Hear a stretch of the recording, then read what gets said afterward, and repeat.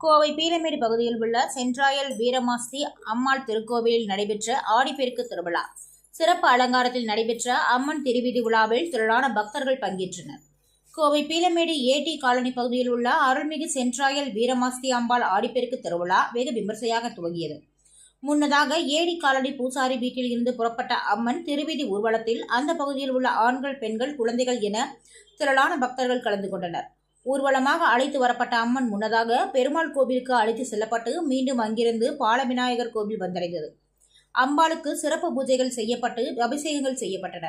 தொடர்ந்து பாலவிநாயகர் கோவிலில் இருந்து அம்மன் ஊர்வலம் வான வேடிக்கைகளுடன் மேலதாளம் முழங்க பட்டத்தரசி அம்மன் கோவிலுக்கு வந்தடைந்தது.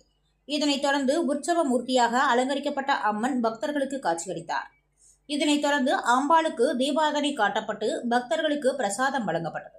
விழாவிற்கான ஏற்பாடுகளை பயனீர் செல்வராஜ், RPS முருகேசன், ரங்கராஜ், சக்திவேல், சரவணன், ஏடி காலனி ரவி, உலகராஜ், தம்புராஜ், நாகராஜ், நடராஜ் உள்ளிட்ட பலர் செய்திருந்தனர் என்பது குறிப்பிடத்தக்கது.